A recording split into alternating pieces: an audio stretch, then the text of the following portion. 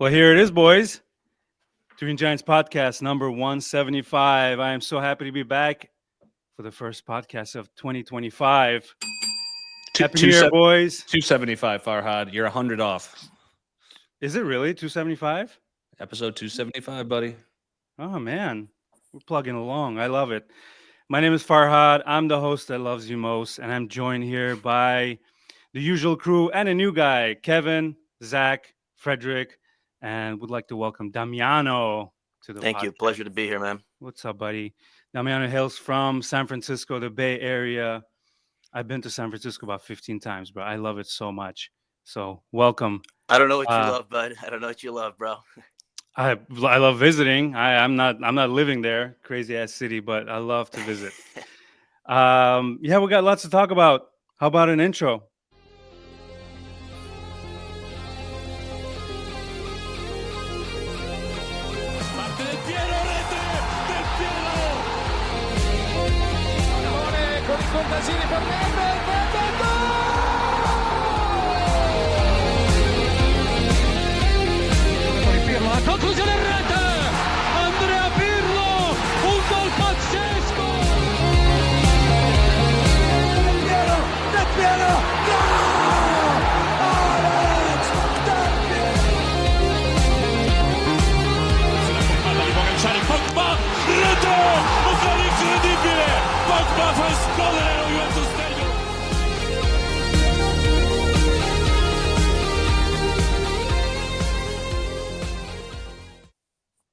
Sorry, almost caught me mid-gulp. Boys and girls, welcome.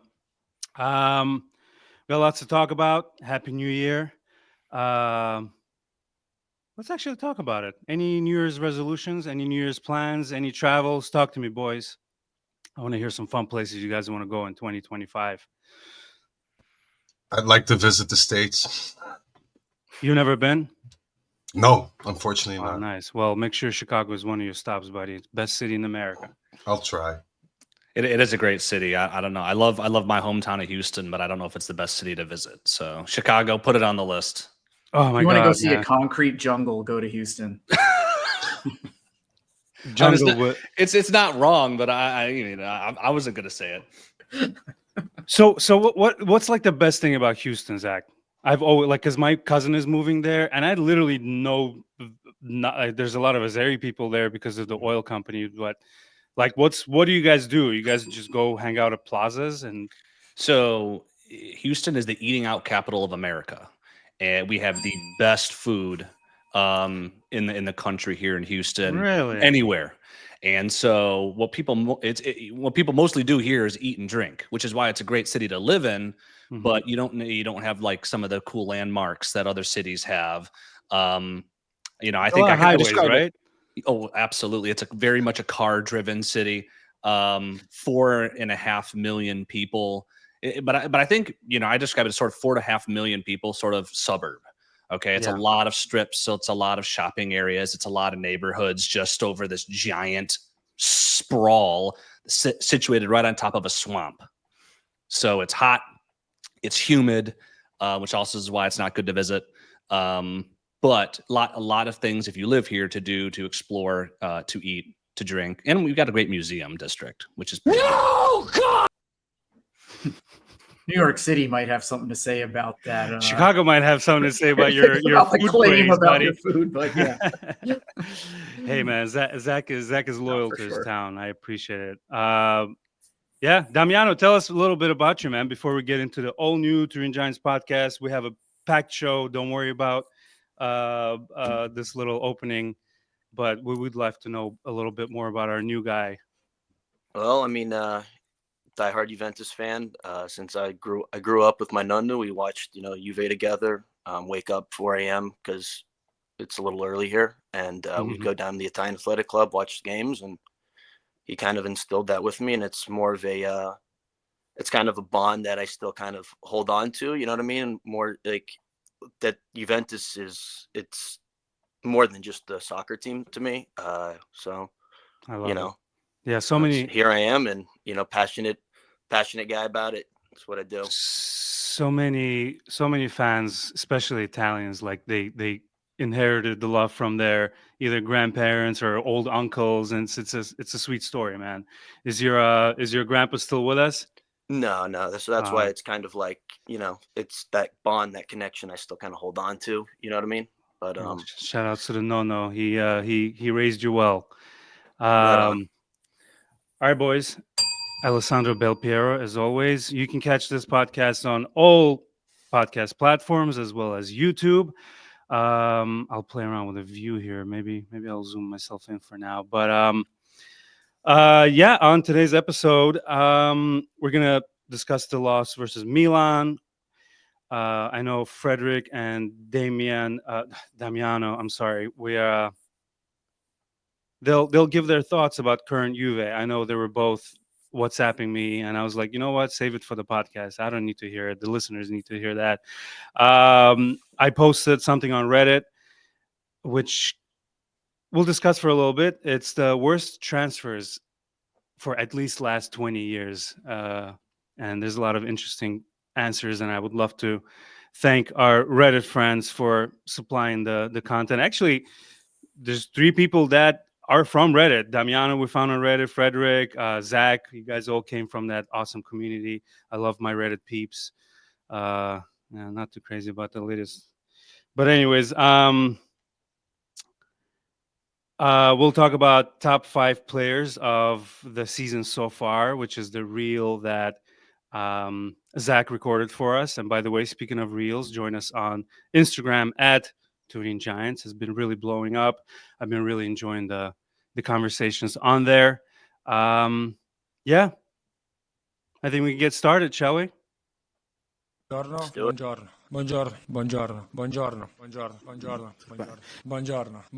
Come ha detto lei, buongiorno. All right, boys. Well, actually, why don't we start with Zach's top 5 players? It's a short 1.5-minute reel. Great recording, by the way. Shall we play it real quick?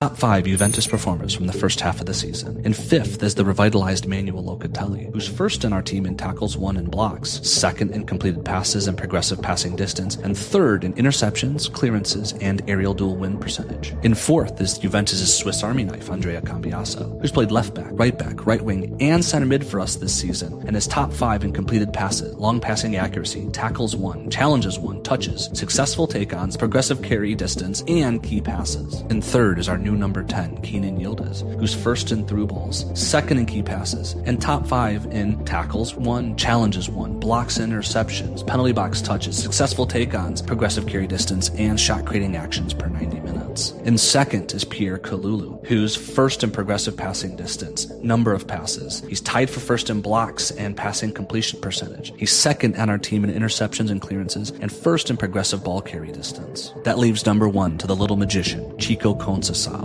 who's first in our team in shot creating actions per 90 and goal creating actions per 90 minutes. He's first in successful take-ons, 2nd in attacking third and penalty box touches, and, surprisingly, top 5 in tackles won. This rounds out our top 5 Juventus performers from the first half of the season. Please let us know your thoughts in the comments. Pretty good stuff, man. You relied heavily on the statistics, which is okay. I mean, there were some people on Reddit where we posted this as well. And I just seeing now that you responded. Let me just pull that up. I don't know why I closed it. Yeah, and these lists are fun. I'm not the type of person who's going to get overly defensive over what people's comments are, because I think it's just a fun discussion to have. Absolutely. I'm not blaming the guy for having an opinion, but I just a chance to. I enjoy responding and engaging with folks about this because people will have difference of opinions. When I made my list of 5, I started with 8. Okay, and the players that didn't make the list, which were kind of conflicting to me, was first Weah and McKennie, mostly because they didn't really have the minutes played, I think, to say they were a top 5 performer over the course of a season, though both of them have contributed heavily in the minutes that they have had. And then lastly, Thuram, who started maybe slowly, but has really been a key player for us over the last month or 2. Yeah. So what do you say to the person who's probably listening? Why no McKennie, man? Why no love for McKennie? As he calls it, leaving McKennie out is wild. Yeah, what Zach is famous for, being wild. Yeah, no, I am the least wild on this podcast. But McKennie was tough, right? I've got it right in front of me. Fourth in goal creating actions on the team, first in shots on target percentage. He, like Cambiaso, has played a ton of different positions. And when it came down to it, I think I docked him in the rankings simply because of his minutes played. I think it's less than 700 minutes played across competitions, while most of these other players are over 1,000. And that's not his fault. He hasn't been picked in those games, but it's hard to say he's a top 5 performer of the 20-something games we've played when his game volume is so small. I got you. Hey, state the 5 again in order. Yeah, Just, from first to fifth, it is Contesawa's first, Kalulu second, third Yildiz, fourth Cambiaso, fifth Locatelli. Seems pretty good to me. Why, Kevin? You got a problem with it? No, I think if you're looking at top 5, it's probably the top 5 I would go with. I don't know if I would go with that order specifically. I think we're all very, I don't want to say over enamored by Conceição. He deserves his praise. I just think because we haven't seen a player like him in our squad for a while. I mean, I guess you can argue to a degree that Chiesa played similarly when he was at his kind of peak a couple years ago, but like someone who just has that flair and finesse and just doesn't stop running is exciting. I don't know if I would say he's been our best player. I feel that, and this is probably being said at the wrong time given the bad mistake against Milan, but I do feel Locatelli's been the most consistent and best player of the season so far. And as Zach and I have discussed throughout a couple podcasts, he's a polarizing player. He strikes different opinions. There's the Loca out crowd for sure. Even during my time in Turin over the last couple of years, a lot of native Torinese folks just speaking very poorly of him, just not living up to the right expectation of what a Juve midfielder should be. But I'm one of them, by the way. Sorry to interrupt, but I'm one of them. Sure. No, and I know he has that, but you look at the performances we've had this year, you look at who is orchestrating the play in the midfield and the vertical balls, which has been a problem of his, and how I think mostly how Allegri deployed him as almost like another center back that would play more forward over the last couple of years. In a regista position that wasn't his, but he is playing more of a hybrid of a traditional 8 and I guess a regista as well, but he's playing more vertically. His defensive tenacity is some of the best on the team. Command and composure on the ball, strong passing completion rates. You look at, and I know, Zach, you're very stat oriented, and it's something that's applauded on this pod, and Locatelli stands out among the top 3 to 5 leagues across Europe in a lot of these possession and pass-based statistics. And you look at a midfield that we were so excited about coming into this year with Coop, with Douglas Luiz, with Kefren Turam, with Fagioli even, right, that he would have this kind of rebirth and really stake his claim this year after a year out. Locatelli's been the one to step up and have the most commanding presence in that midfield. I think we can all clearly agree that Coop and Douglas Luiz have been underwhelming. Fagioli hasn't been really given the chance to shine. Thuram is peaking, like he's starting to pick up, and I'm really interested to see what the second half of the year has been. But the first, 10 to 15 games, he was a bit part player. So Love it. I think he's been the most outstanding in a team that's been mediocre. I think Locatelli is similar to Marquisio in, like, if you watch him on the field. Ouch. No. Let me finish. In a sense where he's one of those players that you don't really notice, but he's doing a lot of the work. So it's not super flashy. Like if you're watching for individual performances, he's not going to stand out. But if you watch him, off the ball and stuff like that, he definitely provides a lot of I think Kevin is thinking in terms of how useful is he, right? I totally agree, if I may, with Kevin, but I think that's also part of our issues at this point, because if you, after half a season, you pick Locatelli as your best player, and I'm not saying that he played poorly. I think he grew a lot, but he's not the type of player that wows me. But if he's the top pick, and I agree completely with Kevin in that respect, but doesn't that mean that, well, a huge part of our squad is mediocre at best at this point? It's a testament of where we are. I mean, look, our 80, 90 million euro player continues to misfire and go hot and cold and not be able to do some of the basics and misses wide open opportunities and causing frustration. The big money players we invested in over this past transfer market have generally failed to shine, except for Conceição. And I don't know if you can consider Kalulu as a big money transfer, but not one of the more exciting players. I think generally we're looking at midfielders and forwards in this type of discussion, not to a discredit to the defensive players. It's a statement of where we are. I think Yildiz has shown moments of being worthy of the 10, but again, hasn't stepped up with that level of consistency where he's getting a 7 or an 8 out of every single match and putting in a goal or an assist every other game. He's just not there. He's playing well, but in terms of contributing to the progression of a game and the results that we get, again, I think it is Locatelli, but I think, Frederick, for sure, it's a testament of the team that we have right now and how we're coming together as a team, and all of these pieces, which I think on paper look pretty damn good, especially compared to the rest of Serie A, but coming together, it's not working in the way that I think we expected it to. And that's Zach, Zach, is there a way to bring up the total of points earned by rating that makes sense from the first, whatever games? Is there a website that you can combine all the points, see which player got the most rating points while we're talking? I don't know. Not rating points. There is you can pull up what players were playing during the games we got the most points.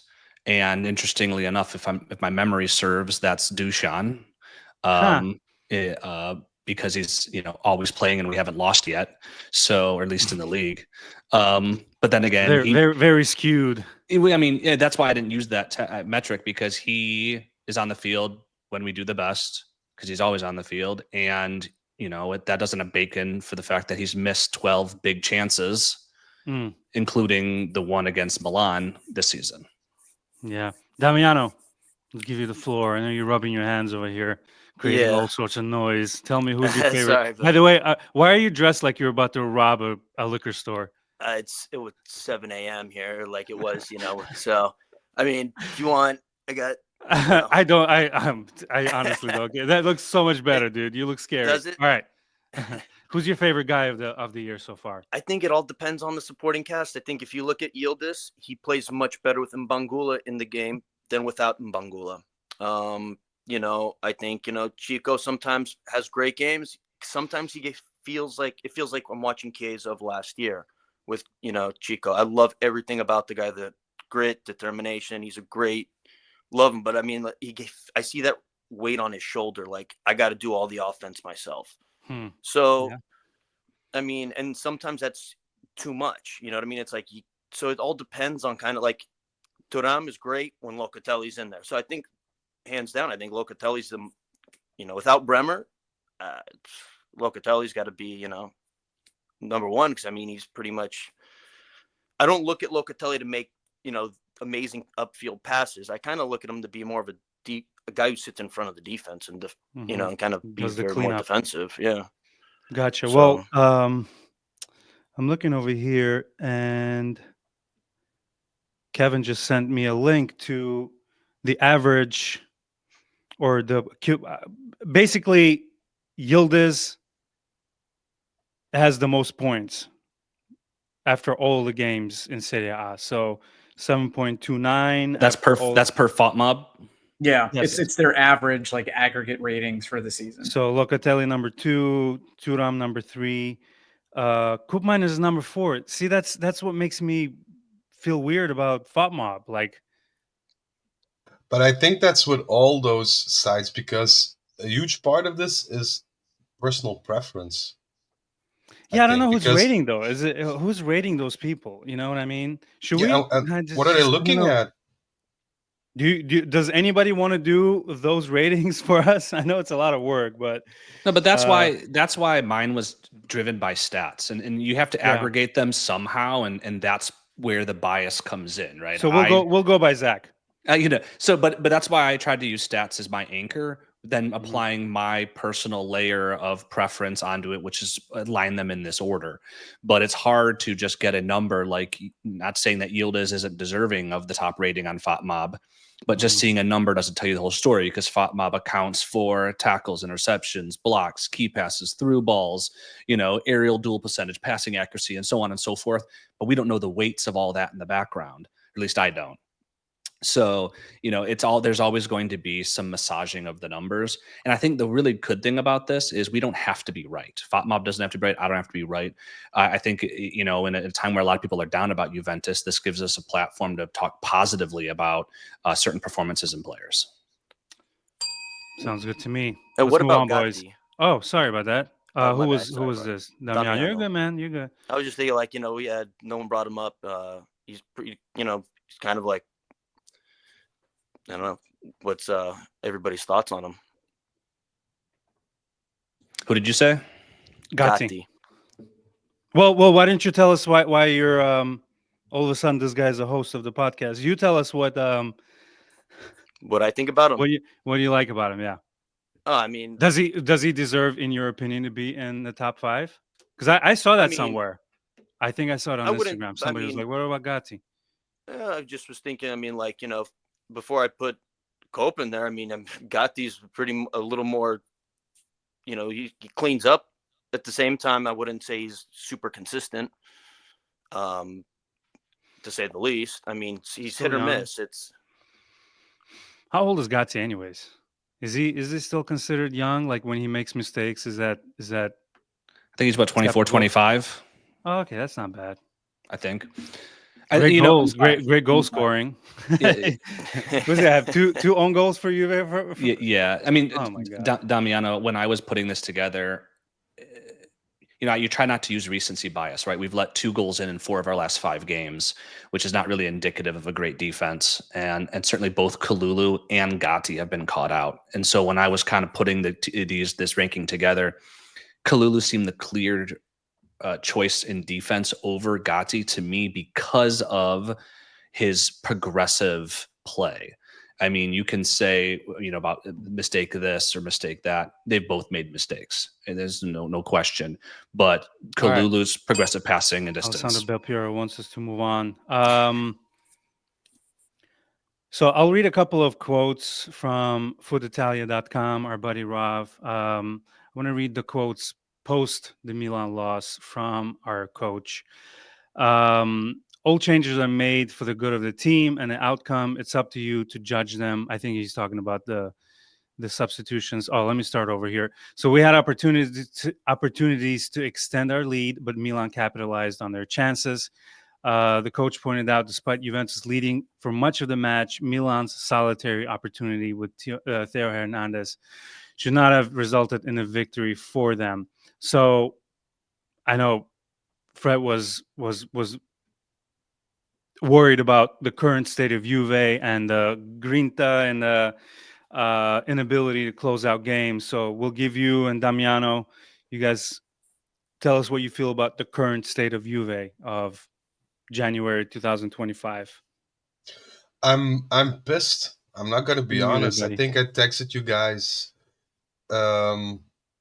after the Milan game that I was pissed. I'm still pissed. Can't hear you. Yeah, I can hear you, Frederick. Go ahead. Okay, thanks. So I'm still pissed because, and I know we're talking.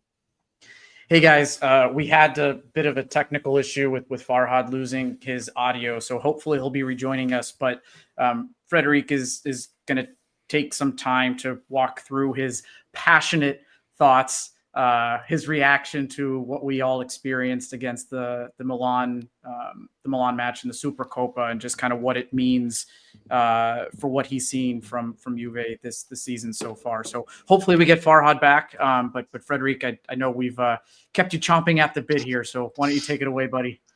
Yeah, thank you, Kevin. Well, I'm basically pretty much pissed because the game against Milan for me was a drop.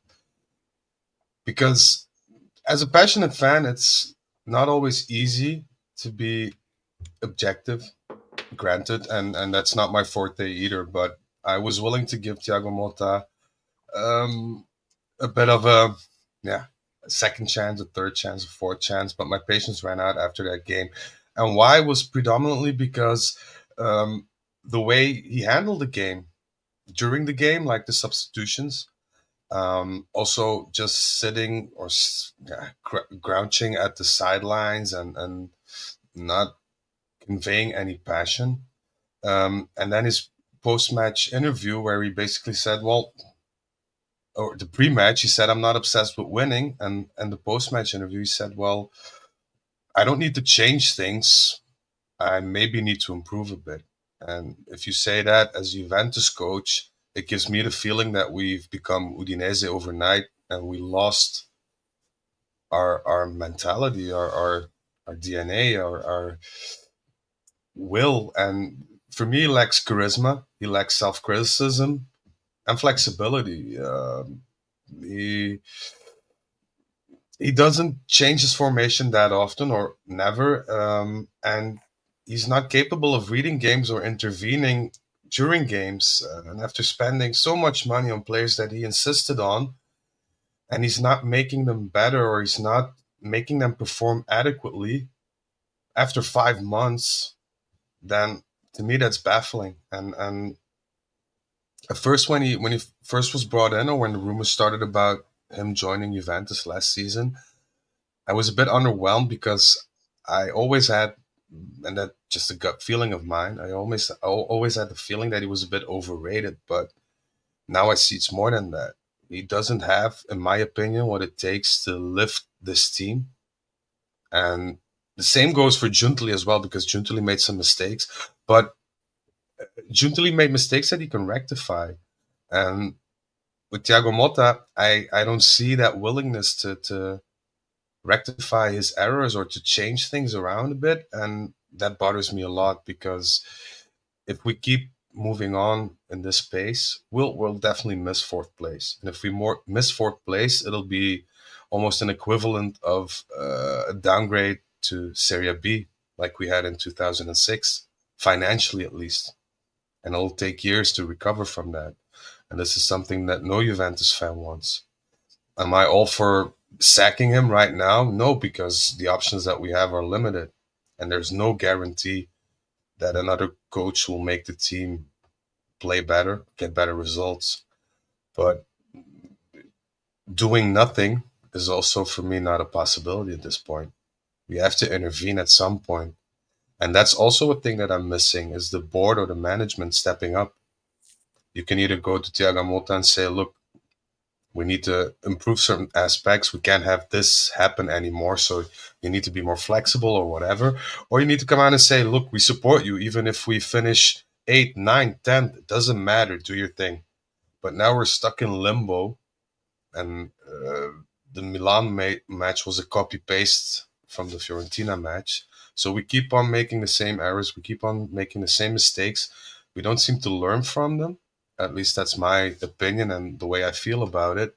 And this is something that frustrates the hell out of me. But before I respond, Damiano, I know you have some thoughts as well.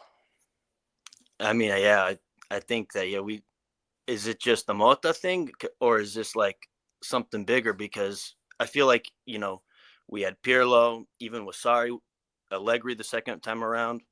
I just feel like we start with a different one, like a certain style, and then it's more exciting. Even Allegri, the second time around, his first couple games, And then was it last season when we hit Sassuolo, and then after that we stopped playing the way we were prior in the season. So I kind of feel like we revert to this lackluster style of play where immediately we pass backwards. Like we're not like we don't like. I watch Atalanta, they move the ball around. In the first couple games, 3-0, 3-0. Yeah, we moved the ball around. We're playing more lively. But then I would say more so after we lost Bremer. But we kind of we lost the mojo. We lost that style of play. I mean, like, we're not – I don't see this being like, the style of play that Thiago Motta claimed to plan to bring here. You know what I mean? I do feel that we lost our DNA, though. 100% agree with that. That's what pissed me off. When I watched the Milan game, I was thinking these players, only Yildiz was like the only one who really wanted to win that game. You could see in his eyes. Everyone else, it's like, why even put on? They don't understand what jersey they're putting on. Like, this is Juventus. This isn't, an Udinese. You're putting on a jersey with some history, with some, back in the day, we might have not won in the 90s. We might have not won the league every year. We went to 3 Champions Leagues in a row, finals in, 95, 96, and 97. So, I mean, with those players, they played with, I guess you'd call it grinta, or, they played with the jersey they had on. You know what I mean? It's Juventus. What you're putting. It's not about what's on the back. It's what's on the front. And I think we don't have that today. I think we haven't had that. And we also don't have Pepe Marotta. I mean, let's be real. So I think that, you mentioned, both of y'all mentioned some good things. I think that a lot of the criticism for our frustration is attributed to Motta. And, I'm frustrated just like anybody else, but I think some of the attribution to Motta for how we're playing has gone a little bit too far, or our string of results has gone a little too far. I think people, and I'm not just picking on Federic, I think this is people across social media platforms and folks I've talked to, people dissecting press conferences as if they're not some bad performance art for media and fans to draw usually incorrect or false narratives, or people inferring his lack of desire from behavior on the bench, as though they've never watched Carlo Ancelotti stand there like a statue for 90 minutes while he wins everything. Okay. Or, insisting players are playing out of position when you're ignoring Coop's increasingly deeper role or Yildiz's success at the left wing role. I think that it strikes me more as reactionary than actual, as you mentioned before, Frederic, objective. And I think we need to step back and see what is actually on the coach and what we need to attribute to other factors. I'll say on the front end, full stop, that in every sport in the world, the coach is accountable for wins and losses, right? And we're not winning enough right now. So there's no question that ultimately, if we don't win enough, the coach, Motta, is going to get fired. But that doesn't mean that the coach is at fault for everything. Because a coach's job week in and week out, let's be real, is to prepare the team mentally, physically, and tactically for the games ahead. And secondarily, to run the match day, right? Subs, team talk, starting 11. Now, I know a lot of people object to his subs, and I have over the course of this season, and sometimes starting 11, certainly when it comes to people's positions. But let's just look at our most recent results. What is it? Obviously, the Milan game, Fiorentina, Monza, Cagliari. We severely outplayed the competition in all 4 of those games, making me think that this team knows what Motta wants them to do and is executing it, right? We're not only dominating teams that we should dominate, Monza, Cagliari, but we're also dominating teams that are near us or ahead of us in the table in Fiorentina and Milan. But we don't leave those games with 4 wins, okay? And that's kind of what I want to get into, right? Motta is not at fault for Cambiaso's slip and Sotil's goal. He's not at fault for Gotti's own goal. In fact, Gotti's not at fault for his own goal either, right? He's not at fault for Locatelli going brain dead for a minute and creating a stupid foul in the penalty box. Who is at fault there? And I think what we have to talk about is not starting 11 and subs, because they had nothing to do with those results, but instead the mentality of the team. So Damiano was talking about it, where, that Grinta, what it is, I know, Frederick, you have as well. But what actually goes into that? Because you don't put on a Juventus jersey like me sitting here in Houston, Texas, is all of a sudden, I am a winner. Winning mentality is not an intrinsic quality. It is not something that people have. It's not like focus or determination or hard work. It is learned through experience, or to a lesser extent, mentorship from someone who has it.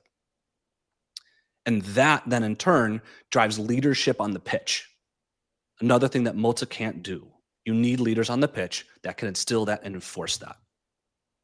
The only player on our team that is a proven winner is Danilo, who we're pushing out the door. All right? He's the only guy. We have, even accounting for Danilo's age, the second youngest roster in Serie A with a ton of turnover. Yeah, so at the end of the day, when you're on the pitch, you need leadership. Okay, that's not necessarily going to come from Mota. That you need players with experience who can rally the players around them to make sure that in crucial clutch moments that things don't happen. The only player on our team, like I said, is Danilo. In fact, when you look at it, there's only two other players on our entire roster who's won the Scudetto, and that's Perrin and Pensoglio, our backup keepers. Okay, so what we're left with is a young team doing what young teams do, making stupid mistakes that unfortunately cost games. It should come as no surprise that Napoli, that Inter, that Lazio are doing so well. They're three of the four oldest rosters in the team. They have maturity that our team, as the second youngest, simply doesn't. Now, halfway through the season, this team of youngsters, okay, that, mind you, is fifth in Serie A and still is yet to lose, is being told by everybody, fans included, that they're shit. So Mota, as far as I see it, has one job the remainder of the season. And that's to ensure that this young, inexperienced group of players ignores all of the noise about them and instead focuses on channeling their abilities and potential, okay, into getting positive results. Because ultimately, it's through that collective that they're going to dig themselves out of this prolonged period of underperformance. If you want to blame anybody for what's going on with the team right now, blame Giuntoli. Many of us oohed and awed at some of the summer signings. In addition to Coop miners who Mota requested specifically, players like Thuram, Douglas Luiz, Conceição, Coop miners, amongst others, were all brought in. But in truth, Giuntoli handed Mota an imbalanced, leaderless squad and demanded that he win. I think that's pretty well said. Zach, as you and I have discussed on previous pods, I think you and I are of similar, not identical, but similar mindset on the status of the project and needing to keep faith and moving forward, or otherwise we're repeating past mistakes of misfiring, stopping and starting. We've invested a lot into this. Half season of mediocre results doesn't mean we should stop this and just move on. The Malta out stuff is just driving me nuts at this point. So I want to continue forward with Malta. I have liked a lot of what I've seen so far this season. There have been games where I'm genuinely entertained. And I was no Allegri out person myself, frustrated at all hell with a lot of those games, but also recognize it wasn't all on him. But the team was dreadful to watch at times. And I'd go to the stadium, and you guys know I had season tickets the last two seasons, and these games were boring as hell. And the pass back FC, any other thing you want to talk about, like that was all real. We are moving on from that. We've got an exciting team, a young team that's trying to be more proactive, trying to be more progressive, trying to play a little bit modern football.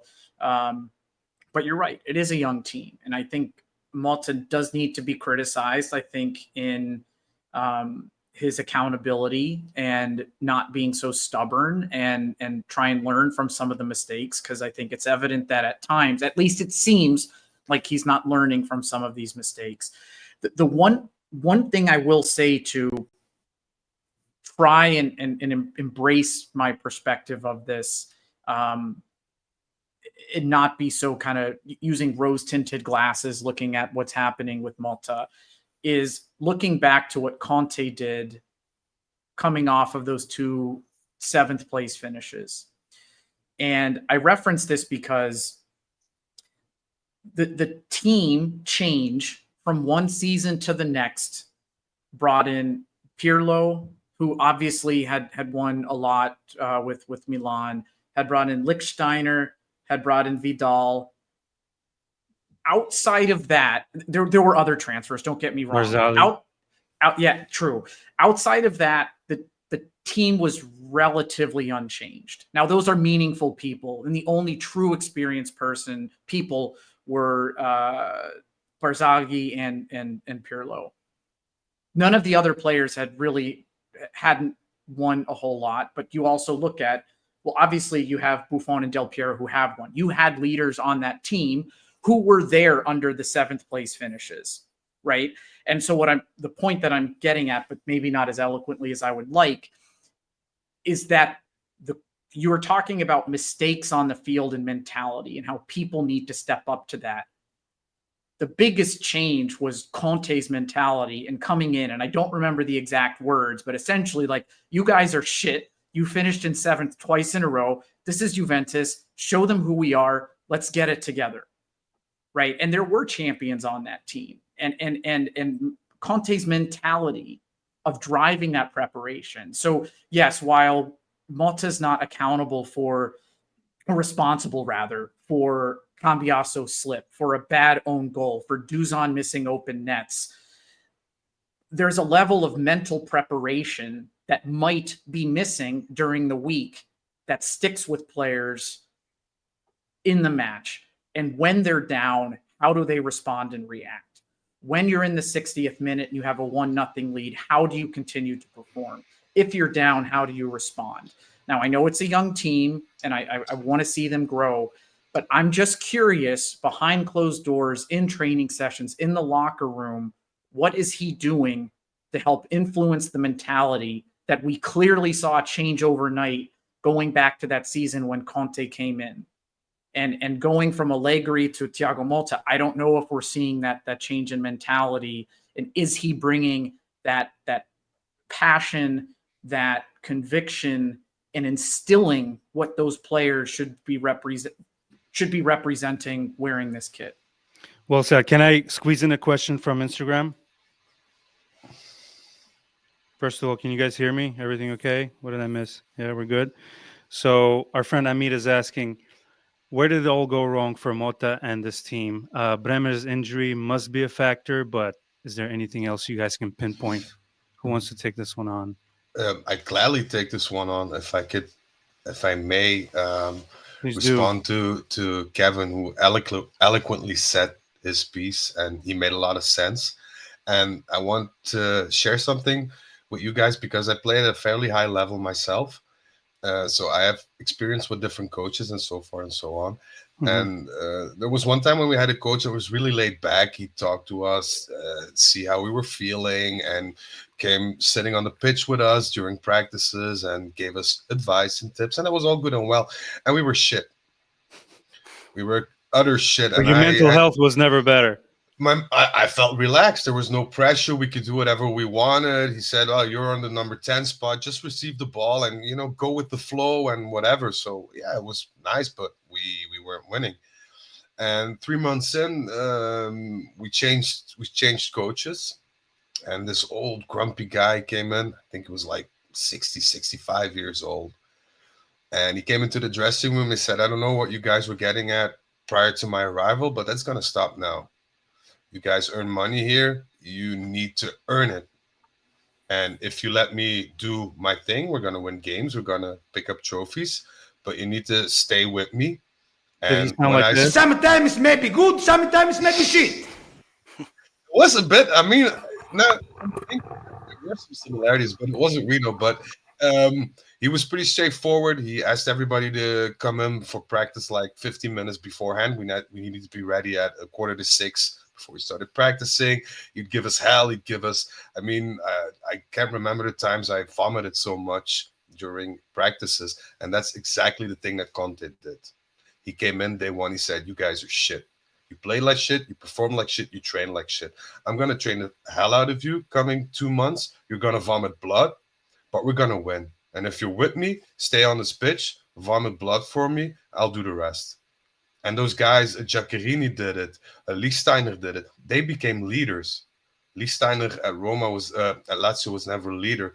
He became a leader at Juventus. Giaccherini was never a leader. He became more of a leader during that time. And this is what we need right now: a general that set these players straight, that can teach them what the meaning of this jersey and what the meaning of Juventus is. And before even starting with formations and tactical interventions, start with that first. You're at Juventus, you can kiss your both feet because it's not for everyone, but a place has to be earned and deserved. And instill in them, I think. And to follow up on the question, I think it went wrong from the get-go.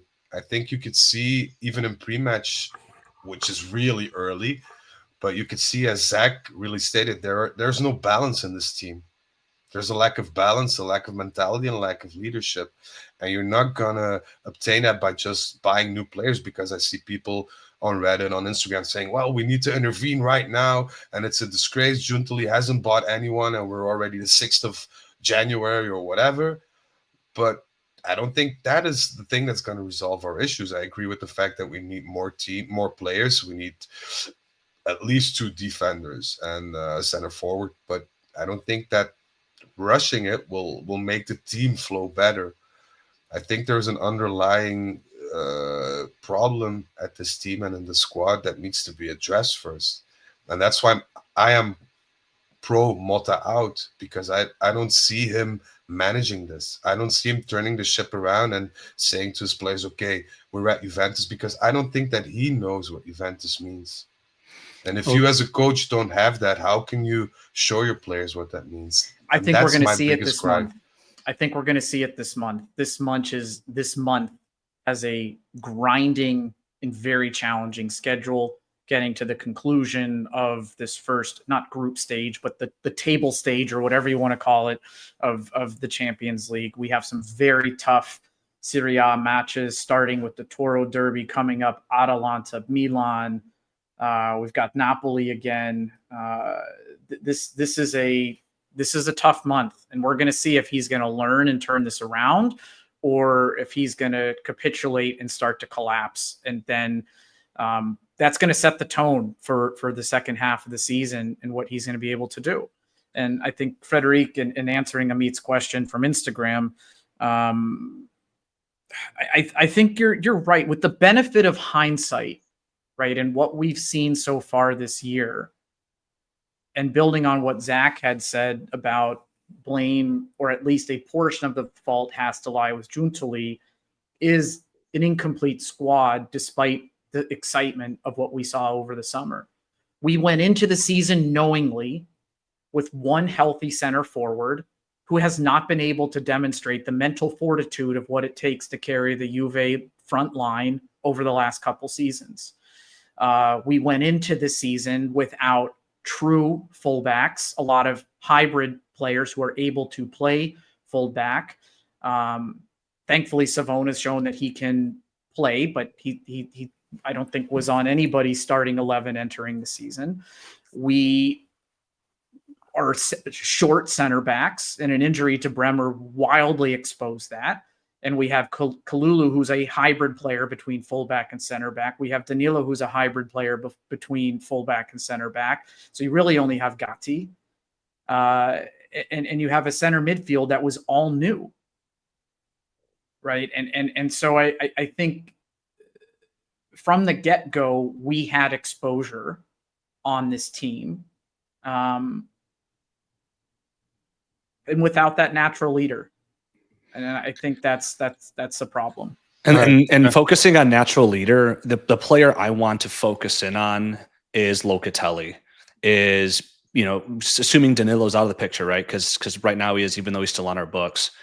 Locatelli is the only other player on our team, if I'm not mistaken, that's won a major trophy, but he's won the Euros. And he's one of the, from an age standpoint, one of the more veteran players as well. He needs to be the one to marshal that team. He needs to be the one to fire that team up. He's one of the more tenured players on our team as well. He plays a lot, unlike, say, Perrin. He needs to be the one to step up and do that. And that's what made, the Milan game, where I thought we played really well despite the loss. What made it so disappointing to me was not the loss. It was that the one player I think that really needs to step up and be the captain, who's been assigned the captain to marshal our forces and make sure that we get our, get through these tough clutch moments, makes one of the most boneheaded penalties I have ever seen, fouling a guy going away from the box at the far corner. It just was really disappointing to me, because so when we go through this tough stretch that Kevin talked about, I want to see him not just as a player, because I put him in my top 5 best players of the first half. As a leader, he needs to step up, because leaders are not something that you can just assign. Okay, they're people who rise to the occasion, and they make everyone else better. Can I, because you raise again a valid point, like hats off to you, but did you hear his post-game interview? And that was what baffled me the most, because when he made that penalty foul, I thought, well, man, this is bad, because he needs to be the leader of the squad now. And you can make mistakes like anyone can. I mean, it was a stupid one, but granted. And then he says after the game, and I'm going to quote if I may, "È chiaro che dispiace tanto perché ci credevamo, però questo è il calcio, ormai è andata così, è acqua passata." He basically says, well, yeah, it was shit what happened, but yeah, well, we have to move on, so let's forget about it. And that is the most disgusting thing I can hear, no matter what type of game you're playing, Serie A, Supercoppa, I don't give a rat's ass. But if you come in front of the camera after committing a foul like that, costing your game, your team the game, and saying, well, it happened, let's move on. No foul, no harm done. That's, for me, is the equivalent of something disgusting. It makes me feel like, do you not know what the shirt means? How can you tread so lightly and say, well, made a mistake, well, let's move on? I'm sorry, that's unacceptable. I saw someone say he's an inter-agent working from the inside. Well, that's stupid. Anyone saying that's kind of stupid. But of course. The one thing I'll say about this, because we've mentioned it a couple of times, and this is just my opinion, and it'll be a quick point forward because I know you want to move on, is that I think what's said in press conferences is given way too much importance. They mean, press conferences to me, no matter what you're saying, under what context, in any way, shape, or form, mean nothing. Because anyone, and you said, Frederic, that you've played at soccer at a pretty high level, what happens in the locker room is completely different. And how you talk to players is completely different. The press conferences mean nothing. Nothing to me, nothing to a team, nothing to a coach. It only means anything to the media and the fans. And you might say, well, it's sending the wrong message to you. And I'm not going to dispute that, because it is.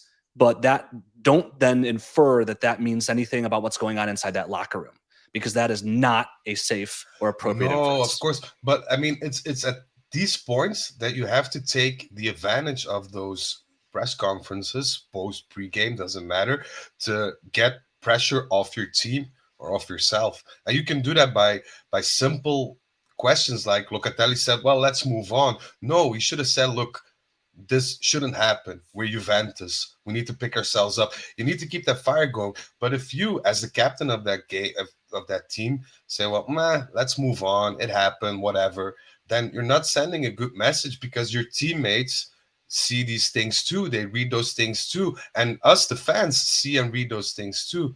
So you have to take advantage of those moments. And Conte was a master at that. He took advantage. He hyped everybody up, no matter who we're playing against. But Conte's also been an asshole about it when he's been at other clubs, and completely segregates and separates himself from the locker room when he shits on his team in front of the press. He did this at Tottenham. He did it at Chelsea. So absolutely. But I'd rather have an asshole who wins than goody two-shoes who just draws all the season. And my point is whatever they say to the camera is not what they're saying in their locker room. And any player in any sport that's looking at what a coach says in a press conference, which they all know is bullshit anyways, because many of them have to go in front of the camera to do it, is just that's not a professional athlete. All these people are trained, and all these people are trained. They know that not listen of any of that nonsense. And I hope they don't. Like I said, this team, it's a young team, right? They can't be paying attention to what people are saying about them because everyone, supporters or included, are saying their shit. So I'm glad that they don't listen to this stuff, because if they would, it would not help a young team restore or bolster their confidence. Yeah. All right, let's ask a new guy a couple of questions. Sorry, Damiano, we didn't have much time for you. Or all good. When I was absent, I saw you speaking, so I apologize. Have you ever seen Juve live? Yeah, I just went to like 3 games in October. I've been to maybe about 6 total. You went to 3 games in 1 month? That's nice. Which one? Like last October? No, actually I went in 2. I went to Italy, Belgium, so 3 soccer games in total. But yeah, I went to Cagliari, the 1-1 where we got that penalty. Yeah, and sorry, brother. It's okay. Every game ends in a tie that I've been to. No joke. So then I went to the San Siro to watch Juve Inter, the 4-4. I thought we were going to win that game. Nice. Towards the end. I thought I was reaching for some magic, but coming back from 4-2 was awesome in that going to see that game. That was pretty sweet. Epic. Yeah. Epic. I bet that was epic. Awesome, man. Yeah, we're planning a trip with my wife like April, May. It's been a while. I was hoping we'd have something to fight for by the end of the season, but let's see what happens when we go. So switching gears here, can we do a quick answer to a question? Sorry, I lost it, of course, as always. Maybe that's for Zach. If you can keep it like under 60 seconds. Shout outs to Keep the Wax. Cool name. I don't know what that means, but I'll keep the wax. So he's asking, why is Coop still being played at a number 10 position? Has anyone seen any positives of him in this role?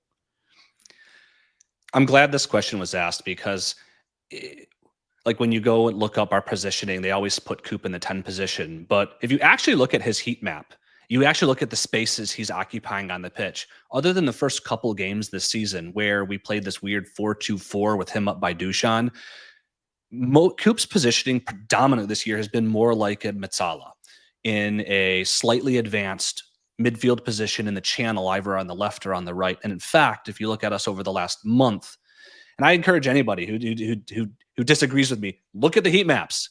Okay, lately over the last month or so, he's been playing deeper, and guys like Thuram have been, as much as on paper, starting in the double pivot, actually playing in a more advanced role on our team. So when you look at our team lately with Coop Miners positioned in the 10, it's actually more of a 4-3-3 with 2 8s. Awesome. Thank you, buddy. One thing I wanted to kind of switch gears here, and then we'll go through the news, and I think we'll wrap it up, but we've still got plenty to go. Me and Kevin were talking about, I'm trying to create a list of 25 best Juve players that joined Juve after year 2000. So basically of the last 25 last 25 years. Well said. I'm having a hard time. Like, there's players that everyone knows, they have to be there. They belong on the list. I'm having a hard time with the last 4 years. The best players we signed, my list sort of ends with like the most recent one is Mandzukic, Ronaldo. If you guys, I think the only player who's worn the shirt. If we can go through the, through you guys, and you give me 1 or 2 players of the last 3 or 4 years that belong on the list. I think the only player who's worn the shirt in the last 3 to 4 years who deserves top 25 is Szczesny. Oh, yep, Szczesny's on the list as well. No, not for me. Who said Chiesa? 25. I did. Damiano, I mean, of the last 4 years, I mean, what do we have the last 4 years? I mean, we don't have to. I don't have to put anything. I'm just saying it's weird because maybe it's because they haven't shown enough. Maybe they will be on the list in the next 25 years. But yeah, I'm having a hard time putting anyone recent. I probably wouldn't put this guy on my list, but one of the interesting players that might get lost in the history of Juventus, 5, 10, 15 years in the future, is a guy like Adrien Rabiot. He joins our team on a free. He has an underwhelming first few years, and then Mr. Contract Year shows up. And at a time when Juventus was uninspiring and playing uninspiring football, Rabiot was a consistent performer over those 2-3 seasons, providing goals, being healthy, that might go unappreciated simply because the team was so bad. So do I put him in my top 25? Probably not, but he's a player who over the last few years is the only one who's really given us a healthy, consistent gameplay at a decent level. Man, which may be representative of where our team's I was just going to say it's really sad when Rabiot is making any sort of list in the last. Sometimes it may be good, sometimes it may be shit. That was his career in a nutshell. You look at Rabiot, you look at, we've been talking, Locatelli's gotten a lot of airtime on this episode, and you look through like the changes of midfields over the year, and you start early 2000s. Is he or either of those two starting over like Davids, Nedved, Takinardi, Igor Tudor? No, never. Pirlo, Marquisio, Vidal, Pogba, Pjanic, Khedira. Like they don't. They're on the bench. They can't. I just don't see how they make top 25. I can't see anybody on this team as of now who would play these players out of the team or starting lineup. To be honest, there's like we mentioned Conceição, and the last few games I've really been disappointed in Conceição because he's too much in love with the ball. For me, he's not a. But that's what we love about him. When he carries the ball, we're happy. But of course, but it has to result in something. But that's an whole other discussion. But like, as we said before, like all these other players, like Marquisio, if we had a clone of Marquisio, like when he was top, I mean, nobody could force him out of this team. And even then, Marquisio was considered to be one of the lesser players in that team. So imagine what a Vidal, what a Pogba, what a Pirlo, Emerson, Vieira. I mean, it's we have to change directions now. I mean, we've been talking about a project since Allegri because it was a new project. We're starting afresh, okay, but we have brought Allegri back in. Okay, that didn't result in anything. I mean, not even close, became worse. Then we do what we need to do and we fire Allegri and we get somebody new in and we start a new project. And now, what are we doing? I don't know. Did we do the right things? And it all starts with management. We lack a direttore sportivo because we have direttore generale because we have a direttore sportivo. But he has to do all these sporting things by himself. And that just doesn't work. We have Scanavino, who doesn't even know what a ball looks like. We have Ferrero, who, if by some sort of miracle knows that our team colors are black and white, that's already an objective that we can applaud. So we have people who have no interest in football, who've been put there by Alcom to oversee the books, which I can agree, but you need football people to run a football club. You guys remember when Frederick joined our podcast? He was happy-go-lucky, and he was look at him now. The man's depressed. 6 months of following Juve of 2024-25. He had a full head of hair when we started. Fun fact. Blum blocks. Like it was amazing. Like it was It was Nedved's twin over here, but look at him now, man.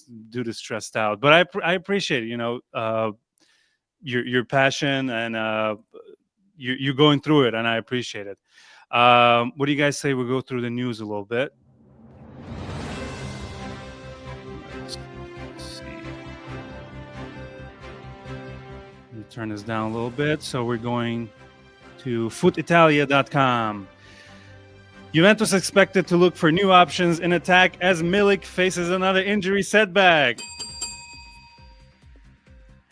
Can you get injured without doing anything?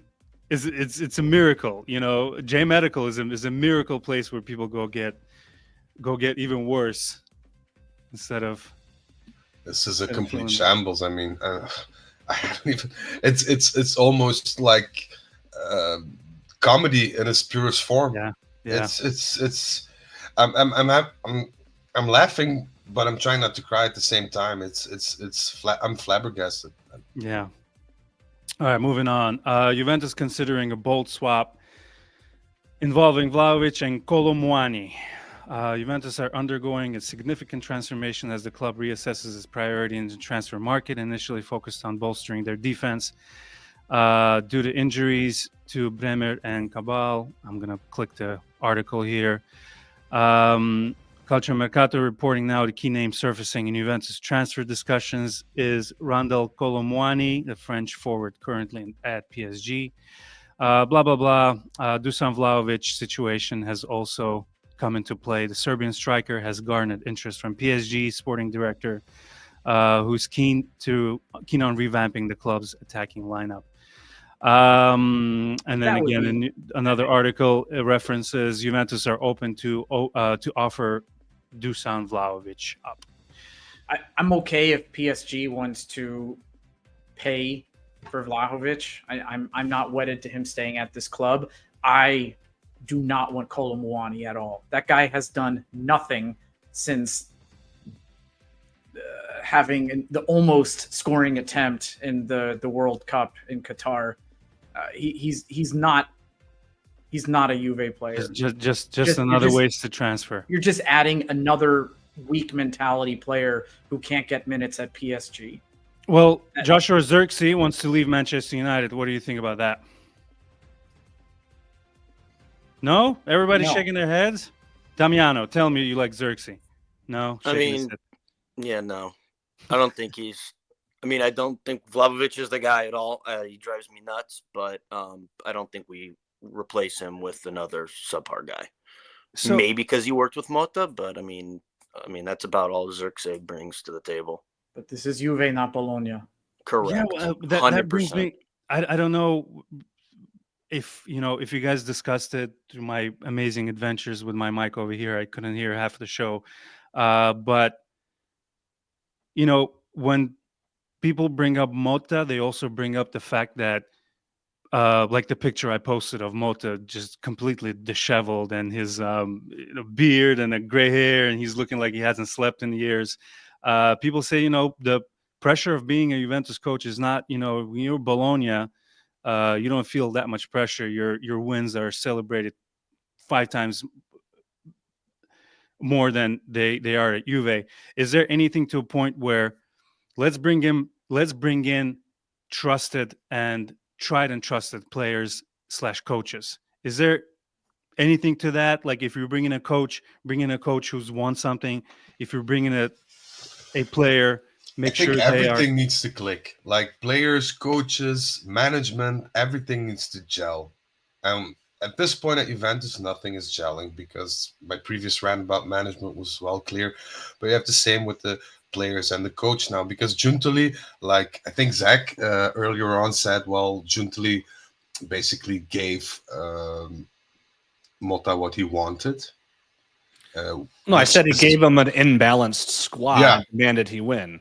Okay, but yeah, those were players that he specifically asked. So, but as a sporting director, I think you also need to be a bit critical and say, well, hey, this is 60 million euros. Are you sure that we can, that he's going to give a return on investment on that 60 million?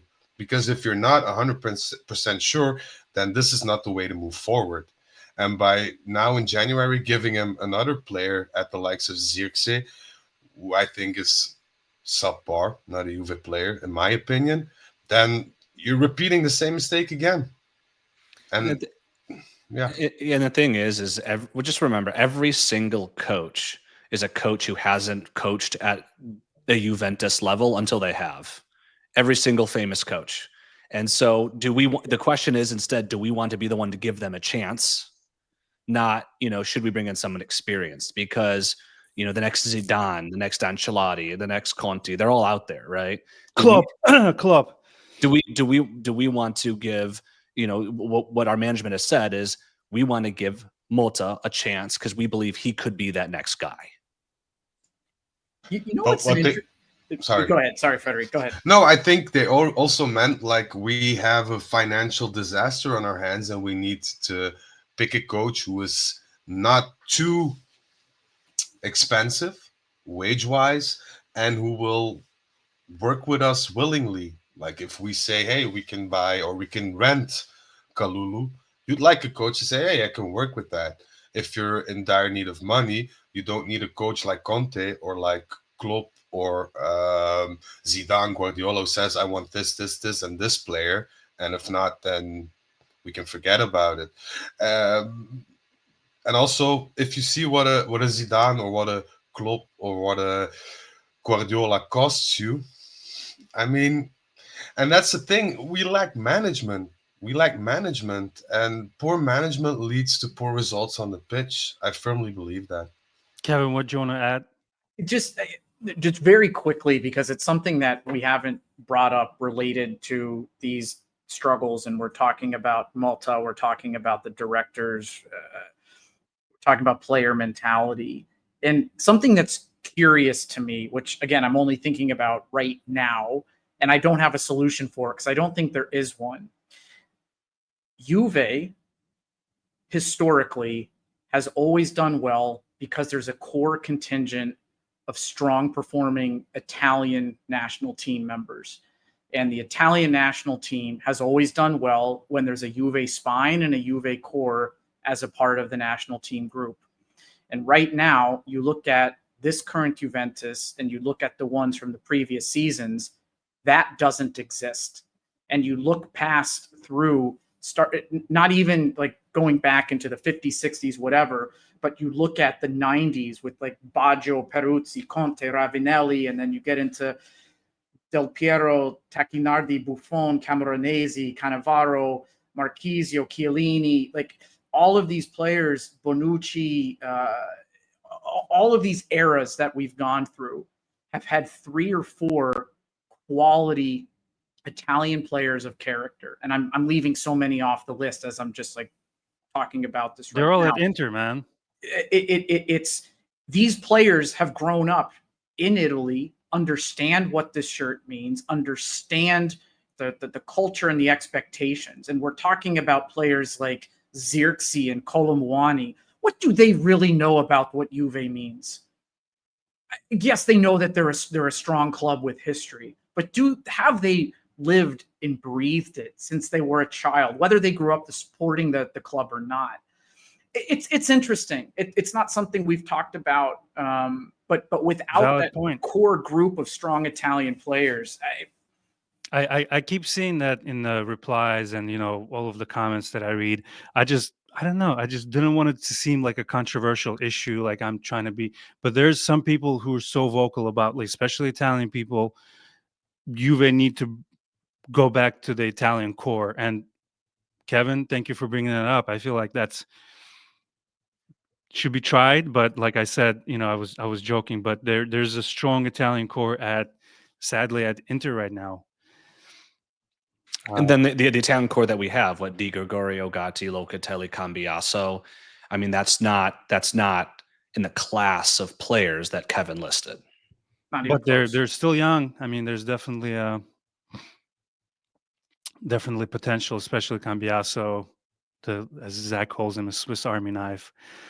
Last couple of things here. There's a lot of news. I mean, there's a lot of transfer news here. Arrigo Sacchi is come up again. Conceição is already on the right track. Juve were wasteful. I don't know what exactly he's talking about, but yeah, please go check out footitalia.com. Our friend Rav, he's busy again, but he's a busy guy. We invited him. He couldn't join us. Boys, is there anything that we need to touch on? I feel like we checked. You wanted to do the worst transfer, didn't you? You want to wrap on that? Or are you saving that one? I'm not. 5 minutes, we're good. All right. Zach has to run. Understandable. It's Sunday morning. I appreciate you guys joining us. It's a tough time, especially for family men. But yeah, Kevin reminded me there's a lot of tabs open. I apologize, guys. So I posted on Reddit. I like to use them as a resource, and like I said, there's 3 people on the podcast who I found through Reddit. Thank you guys. There was 63 comments on the question that I posted, and later I do want to do a reel on that. So the worst transfers, the worst Juve transfers that are incoming transfers in the last 10 years. Arthur was one. Obviously, that was a big fuck up as far as financials, and just to think how happy we were when that happened with the Pjanic situation and, finessing Barcelona, and kind of went nowhere. I don't even know where he's at right now. Call me a terrible fan, but I was never a fan of Continasa training. Oh, is he really? So Arthur was a lot of the question, a lot of the replies. Ramsey deserves a mention from Rafael. But shout outs to Prophet NY. We've been in touch. I'm trying to get him on the podcast. He's a good dude. So I'll just read his whole comment. Everyone is saying Arthur, but every club gets those. In my opinion, it's Ronaldo. That transfer costed us more than we can imagine. Marotta left us because of that transfer, and to make it even worse, he left to Inter. Ronaldo's salary was outrageous, and to begin with, and then COVID happened, where a club decided to cook the books and stay afloat, and we got banned from UCL for a season. As far as off the field effect, I feel like he's right. Of course, we enjoyed, including me, we enjoyed what Ronaldo did on the field, breaking records and scoring amazing goals. But not even off the field. I mean, cooking the books is a step too far. If you look back, it was Calciopoli 2.0 again. I'm not saying that we were respectful in any way, shape, or form, but we did exactly what every other top team in Europe did, but we were the only ones getting punished for it just because of our name and our jersey and the disrespect we get from everybody in Italy and the president of the UEFA, who needed to fight out his little war between him and Agnelli. So I feel that was a moot point, to be honest. And I would like to see if I could go back in time, and I'd like to see Ronaldo in our jersey without COVID happening. And Marotta still staying there, because I'm not quite sure that Marotta left because of Ronaldo. It was one of the issues he had, but it wasn't the main issue. But I'd like to see Ronaldo doing his thing again without COVID happening. Yeah, I think we'd have an all other situation, in my opinion. All right, great answer, boys. Kevin, Zach. Zach is literally like one of his butt cheeks is off the chair. He's running away. Frederick and our special new friend, our guest Damiano. Sorry you didn't get much time, or maybe you did. I just didn't hear it. But we would like to have you back. I appreciate you getting up early and pleasure being here. Thanks, Farhad. Joining us. Yeah, man. Of course. Boys and girls, check out Turin Giants on all socials. TurinGiants.com. Merch is there. Please support the podcast, and happy New Year, right? Is it still January 5th? Is this what's the cutoff to say? I think Larry David said the 5th, didn't he? Did you really? La Befana 6th, I think. 6th, yeah. The 6th. What was it in Seinfeld? Can you believe it got Happy New Year in March? Yeah, we're not gonna do that. But boys, my name is Farhad Alessandro Belpiero. Thanks everyone. Check on your friends, stay hydrated, and Forza Juve. Would have been nice if I had the outro here ready to go, but I do not. Here we go.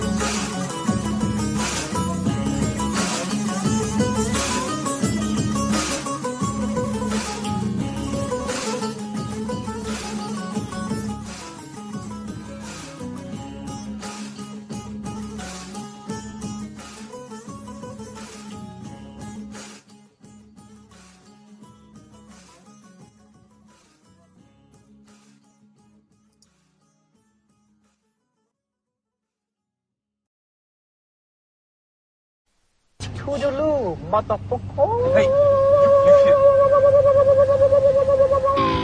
Mission failed. We'll get them next time.